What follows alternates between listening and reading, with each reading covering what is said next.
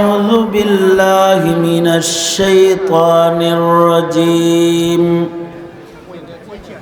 بسم الله الرحمن الرحيم. إن الله يحب التوابين ويحب المتطهرين. وقال النبي صلى الله عليه وسلم: كل أمتي يدخلون الجنة إلا من أبى. قيل: من يأبى يا رسول الله؟ قال: من أطاعني دخل الجنة ومن عصاني فقد أبى. أو كما قال عليه الصلاة والسلام. اللهم صل على محمد وعلى آل محمد كما صليت على إبراهيم وعلى آل إبراهيم إنك حميد مجيد. اللهم بارك على محمد وعلى آل محمد كما باركت على إبراهيم وعلى آل إبراهيم إنك حميد مجيد. জামিয়া সিদ্দিকিয়া তেরাবাজার আয়োজিত মহতী ঐতিহাসিক বার্ষিক ইসলামী মহাসম্মেলনের মোহতারাম সাদার, মোহতারাম সভাপতি, উপস্থিত হযরত, বুজুর্গ, উলামায়ে কেরাম, সম্মুখপানে সমবেত দিন প্রিয়, ইসলাম প্রিয়, দিনদার, ইমানদার মুমিন মুসলমান ভাইয়েরা, পর্দার আড়াল থেকে আলোচনায় শামিল মা বোনেরা, বিশ্বজগতের মালিক, বিশ্ব প্রতিপালকের বিশ্ব দরবারে কালিমাতুশ শুকর যে মহান রব্বুল আলামিন অত্যন্ত দয়া করে, মায়া করে, ভালোবেসে গভীর রজনীতে দ্বীনি মাহফিলে, দ্বীনি পরিবেশে আল্লাহ তাআলা আমাদের আসার বসার তৌফিক দান করেছেন। এজন্যে কালিমাতুশ শুকর পড়ি, শুকরিয়া আদায় করি, জবান ছেড়ে ভক্তি ভরে সমস্বরে আওয়াজ করে মোহাব্বতে সকলে মিলে বলুন আলহামদুলিল্লাহ।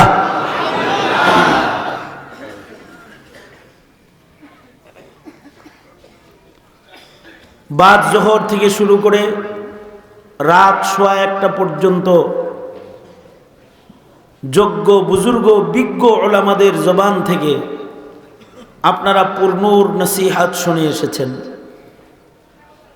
মাদ্রাসার মোহতামিম সাহেব হুজুরের নির্দেশে গভীর রাত্রিতে আপনাদের সামনে বসে বরকতের নিয়তে আয়াত হাদিস আপনাদের সামনে পেশ করেছি। খুব লম্বা করে নয়, অতি সংক্ষেপে 2-4টি কথা আপনাদের কানে তাকরার করার ইরাদা রাখি। আল্লাহ তাআলা কিছু উপকারী কথা আপনাদের কানে পৌঁছানোর তৌফিক দান করেন। আপনারা দোয়া করুন, বলুন আমিন। কোনো ভূমিকা না দিয়ে আমি মূল কথায় চলে যাই। এই পৃথিবীতে কিছু মানুষ আছে যাদের উপরে তাদের পরিবার খুশি, তারা পরিবারের হক আদায় করে। পরিবার যা চায় তা দেয়। এই পৃথিবীতে কিছু মানুষ আছে যারা দলের হক আদায় করে, দলের জন্য অর্থ, শ্রম, ঘাম ব্যয় করে, দলের চাহিদা পূরণ করে, দল তাদের উপরে খুশি হয়। কারণ দলের স্বার্থে কখনো তারা হেলমেট পরে বিডিআর আর্মির ভূমিকায় নেমে যায়। এই পৃথিবীতে কিছু মানুষ এমন আছে যাদের উপরে দেশের সরকার খুশি হয়, কারণ তারা সরকারকে খুশি করার জন্য খুন, গুম, হত্যাকাণ্ড করতে দ্বিধাবোধ করে না।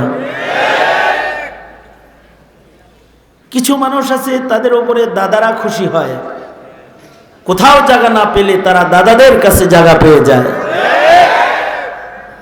কিন্তু কিছু মানুষ আছে যাদের উপরে আল্লাহ খুশি, কারোর কাছে জায়গা না পেলেও তারা আল্লাহর জান্নাতি হিসেবেই দুনিয়ার থেকে কবরে চলে যায়।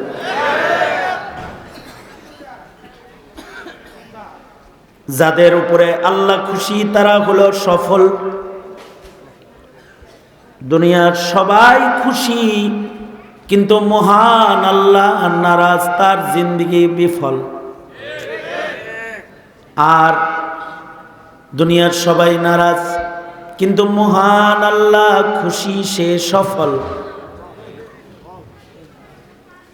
যার রব হয়ে গেছে তার সব হয়ে গেছে।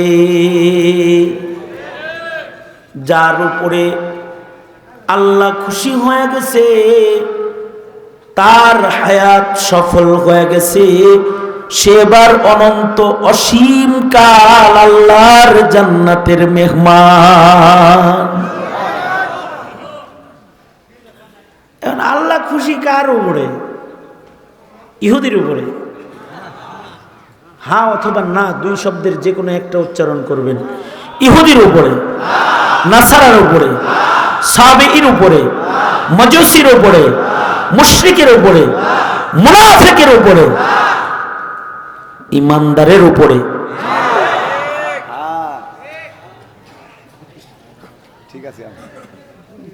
যে ইমানদার তার উপরে আল্লাহ তাআলা খুশি। সর্বনিম্ন ঈমান যার মুখে আছে লা ইলাহা ইল্লাল্লাহ, বলেন সুন্দর করে আবেগ ভরে মুহাব্বতে শেষ রাতে রবের খুশি অর্জনে বলেন লা ইলাহা ইল্লাল্লাহ। কত সুন্দর আওয়াজ, তাই না? শুনতে ভালো লাগে না? লা ইলাহা ইল্লাল্লাহ মুহাম্মাদুর রাসূলুল্লাহ।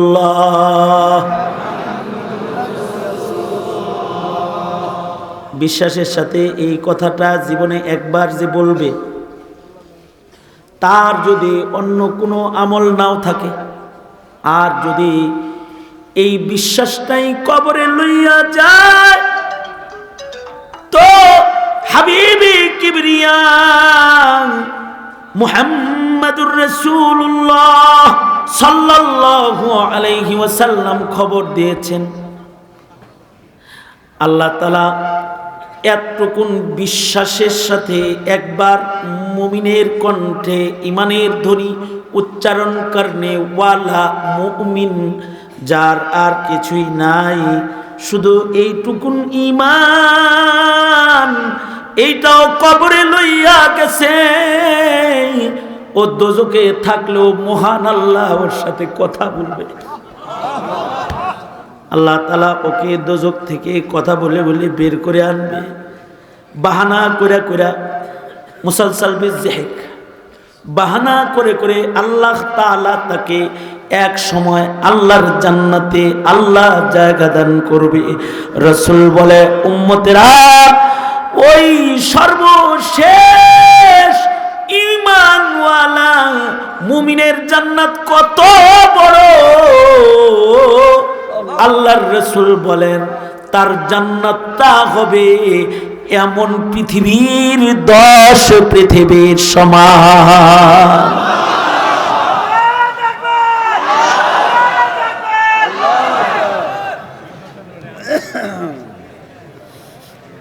কিন্তু যদি এই ইমানদারের ইমানের চোখ থাকে, ইমানের কান থাকে, ইমানের নাক থাকে, ইমানের মুখ থাকে, ইমানের হাত থাকে, যদি খালি রুহু আছে, ইমানটা আছে, কোন রকম আছে, কোন রকম, তার জান্নাত হলো 10 দুনিয়ার সমান। কিন্তু যদি তার ইমানের চোখ আছে, তাই সে দেখতে ইমান দেখে, মুমিনকে সন্ত্রাসী দেখে না, ইমানদারি দেখে। তার ইমানের কান আছে, কালিমার ধ্বনিকে জঙ্গির ধ্বনি শোনে না, আল্লাহর ধ্বনি হিসেবেই সে শোনে। তার ইমানের কণ্ঠ আছে, তার মুখে ইমানের বাণী উচ্চারিত হয়, চিৎকার করে জোরে আওয়াজ করে উচ্চারণ করে বলো আল্লাহু আকবার, উচ্চারিত হয়। ইমানের মুখ আছে, তার ইমানের হাত আছে, কখনো ইমানের হাতিয়ার তার হাতে শোভা পায়। তার ইমানের পা আছে, কখনো কখনো বীর দর্পে শাহাদাতের দস্তরখানে যুদ্ধের ময়দানে পায়দল হেঁটে ছুটে চলে যায়। তার ইমানের বক্ষ আছে, কখনো জালিমের গুলির কাছে তার ইমানি বক্ষকে জুলুমের কবর রচনা করার জন্য পেতে দেয়, পেতে দেয়, পেতে দেয়।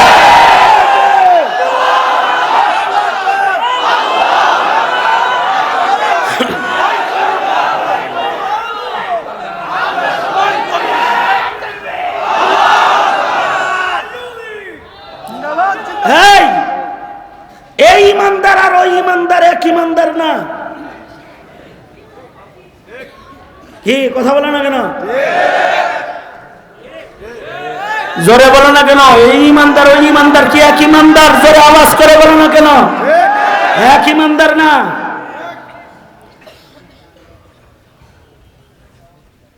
এটা বললাম হলো চোখ, নাক, কান, মুখ, হাত, পা, দেহের কথা বললাম, তাই না? এইটা আমি আরেকটু বুঝায়া বলি, সহজ করে বলার চেষ্টা করতেছি। সেটা হলো এইটা ইবাদত না করলেও হইতে পারে। শুধু চোখ, শুধু কান, শুধু হাত, শুধু ইমানের পা থাকতে পারে। হয়তো তার ইমানের টুপি নাই, ইমানের লিবাস নাই, ইমানের আমল নাই, ওটা হলো ইমানি বুঝের নাম। এ কারণে সে নাস্তিককে নাস্তিক হিসেবেই চিনে, আস্তিক হিসেবে চিনে না। কাদিয়ানীকে কাদিয়ানী হিসেবেই চেনে, মুসলিম হিসেবে চিনে না। মুনাফিক, শয়তান, বাটপারকে বাটপার হিসেবেই চেনে, বুজুর্গ হিসেবে চিনে না। এইটুকুন বুঝো যদি কারোর থাকে, তার সাথে কি কি আচরণ আল্লাহর পক্ষ থেকে মুমিনের সাথে হবে, সেইটা আমার আলোচনার একটা পার্ট, সংক্ষেপ। কয়েকটা হাদিস বলি। একটা হাদিস, হাসরের মাঠে এক বান্দাকে আল্লাহ বলবেন, এদিকে আয়, কাছে আসবে, মাথায় হাত রেখে মুখটা কানের কাছে নিয়ে ছোট্ট করে কাউকে না জানায় জিজ্ঞেস করবে, বুঝতো ভালোই ছিল, কাম কাজ খারাপ করছস কে, গুনাহ করছস কে? বান্দা বলবে ভুল হয়ে গেছে, মাপ চাই, ভুল হয়ে গেছে, মাপ চাই। আল্লাহ বলবে তোর যেহেতু বুঝ ভালো ছিল, তো আমার একটা নাম সাত্তার, আজকে এই বুঝের কারণে তোর সব গুনাহ আমার সাত্তার চাদর দিয়ে ঢাকা সুজা জান্নাত দিলাম, চলে যা জান্নাতে, যা চলে যা। এই এটা একটা বুঝের নাম। হতে পারে তার আমল কম। আরেকটা হাদিস, জয়ীফ বিশুদ্ধ মিলায় বলতেছি আমি, সহিহ হাদিসটাই বলি। জাহান্নাম থেকে চেঁচামেচির আওয়াজে দুইটারে আল্লাহ বাইর করে না বলবে, এত চিল্লা চিল্লি দোজকে করস কেন? এই যা, আর চেঁচামেচি দোজকে করবি না, চুপ করে দোজকে থাকবি, যা বলবে। আল্লাহর নবী বলেন, এই দুইজনের একজন দোজকের দিকে যাবে, কিন্তু আল্লাহর দিকে ফিরা ফিরা চাবে। আল্লাহ বলবেন, চাস কেন? বলবে, আল্লাহ, আলেমদের মুখে শুনছি তুমি মহান দয়ালু, দোজকে যাইতে বলছো যাই, কিন্তু তোমার দয়া পাওয়ার আশায় তোমার দিকে ফিরা ফিরা চাই। আল্লাহ তাআলা বলবেন, আমার রহমতের বুঝ তোর আছে, যা রহমত দিলাম, দ্বিতীয়বার দোজকে ফেললাম না বান্দা, যা তোকে মাফ করে দিল। কিন্তু এই দুইজনার একজন দোজকের দিকে যাইতে থাকবে। আল্লাহ তাকে বলবে, আয় দাঁড়া, কিরে, আমার রহমতের উপর ঈমান নাই, ওইদিকে যাস কেন? বান্দা বলবে, দুনিয়ায় কত হুকুম তোমার সামনে আসছে, করি নাই, হাইয়া আলাস সালাহ ডাক শুনি নাই, হাইয়া আলাল ফালা ডাক শুনছি মানি নাই, তোমার নির্দেশ পালন করি নাই, কোন মাধ্যম ছাড়া আজকে তোমার গোলামের একটা নির্দেশ তুমি আজকে দিছ, দোজকে যাওয়ার নির্দেশ। ওগো আল্লাহ, এই নির্দেশটাও যদি না মানি তোমার বান্দা কেমনে দাবি করব নিজেকে? এ কারণে তোমার নির্দেশ মানার জন্য দোজকে যাই। আল্লাহ বলবে, আমার নির্দেশের মান তোর কাছে আছে, তাই তোকে আজ আমি আমার রহমত দান করলাম, যা তোর দোজক মাফ করে তোকে জান্নাত দান করলাম। এগুলো খুব বেশি পুখতা আমলওয়ালা লোক না, কিন্তু তাদের ইমানের চোখ, ইমানের কান, ইমানের হাত, ইমানের পা আছে।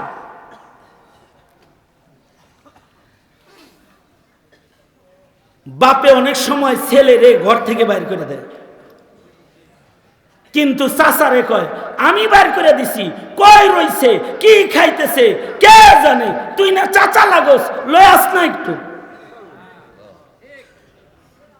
অসন্তুষ্ট, কিন্তু বাবা যেমন মোহাব্বতের কারণে চাচা দিয়া ডাক্কা লয়ে আইছে।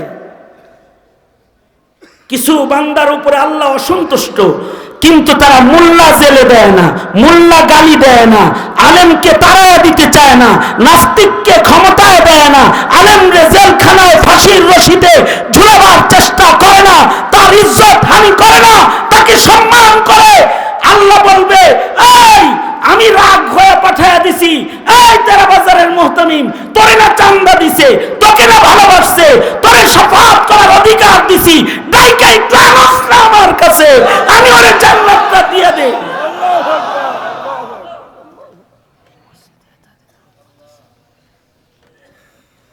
এটি একটি বুঝের নাম। লাস্ট যে হাদিস পড়তে গিয়ে, যে হাদিসের বিবরণ পড়তে গিয়ে কিতাবের উপরে চোখের পানি ফেলে কাঁদতে বাধ্য হয়ে গেছি, সেটা হলো এই মুসলিম শরীফের কিতাবুল ঈমান। আল্লাহর রাসূল বলেন, মায়ার কারণে ভালো কিছু ঈমানদারের গুনাহ বেশি, কিন্তু ঈমানটা ভালো, আল্লাহ তাকে দোজকে ফেলবে ঠিক, কিন্তু তারে অজ্ঞান করে ফেলবে, আযাব যেন কষ্ট না পায়, অজ্ঞান করে ফেলবে। তার মানে হলো ডাক্তার অপারেশন করার সময় অবশ করে আলায়, ড্রিল মেশিন দিয়া হাড্ডি কাইটা ফেলায়, বান্দার খবর নাই। বুক চিরা হাট বাইর করে এক জায়গার রগ কাইটা আর এক জায়গায় লাগায়া বাইপাস করে, এক জায়গার চামড়া কাইটা আর এক জায়গায় লাগায় অজ্ঞান করে রয়েছে, রোগীর খবর নাই। রাসূল বলে আল্লাহ তার কিছু ইমানদার বান্দাকে এমন হিস উঠায়া দিবে, অজ্ঞান করে তাকে দোজকের আগুনে ফেলে দিবে। বান্দাটা দোজকে পূর্বে, কিন্তু বান্দা অজ্ঞান, টের পাবে না তার উপরে আযাব হইতাছে। এ বান্দা টের পাবে না তার উপরে আযাব হইতাছে।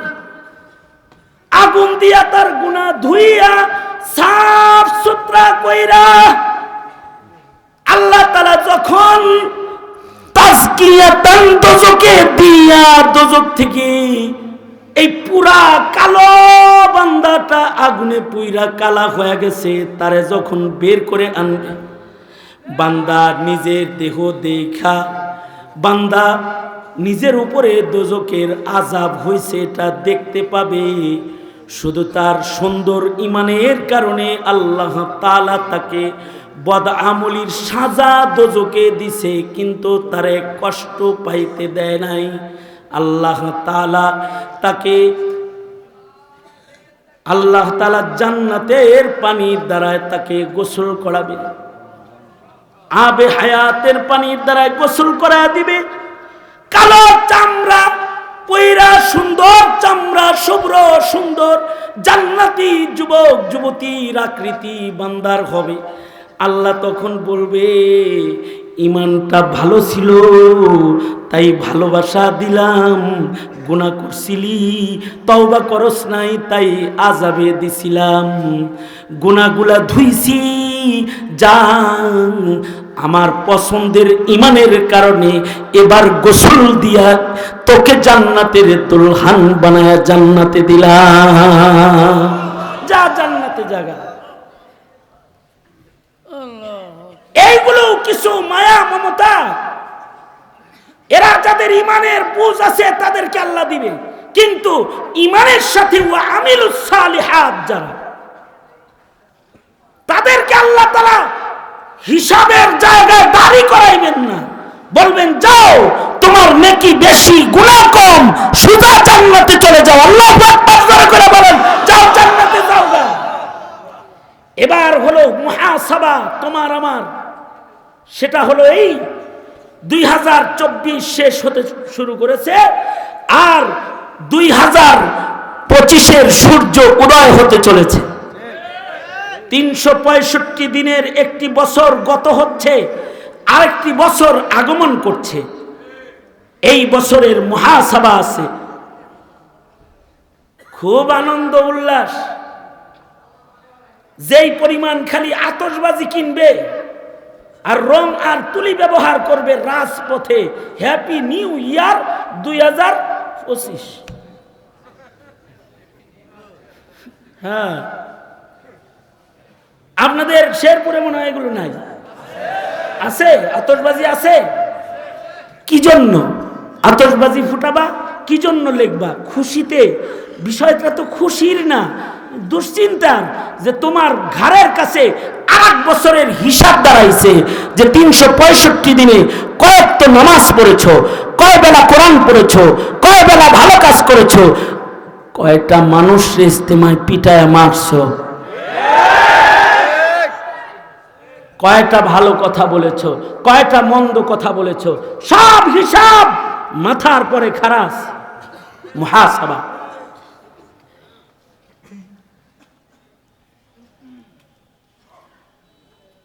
হাসানুল বসরি কাল আল হাসান, হাসানুল বসরি রহমতুল্লাহ আলাইহি বলেছেন, এই উম্মতকে আল্লাহ তাআলা আশ্চর্য দুইটা জিনিস দান করেছে। একটা হলো নিয়ত, আর একটা হলো তওবা।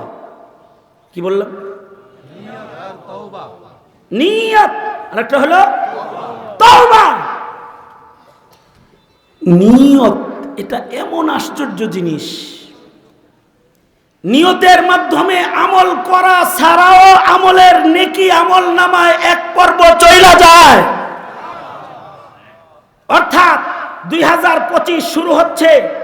যদি কেউ নিয়ত করে 2025 হবে আমার ইসলাম কায়েমের বছর, 2025 হবে আমার জালিমের জিন্দানখানা থেকে মুক্তির বছর, 2025 হবে নাস্তিক আর মুরতাদ আর বেঈমান থেকে সতর্ক হওয়ার বছর, 2025 হবে শাহজালালের ভূমিকে ইমানের শাসন কায়েম করার বছর, 2025 হবে আমার তাকবীরে উলার 5 ওয়াক্ত নামাজ আদায় করার বছর, 2025 হবে আইয়ামে বীজের 3 রোজা, সপ্তাহের 2 রোজা নফল রোজায় সুসজ্জিত করার বছর, 2025 হবে প্রতি শুক্রবারে একটি করে খতমের তোহফা নিয়ে মসজিদে যাওয়ার বছর, 2025 হবে আমার জীবনকে সুন্নতে সুসজ্জিত করে সাজাইবার বছর আর আমলি খুশবু দিয়া নিজেকে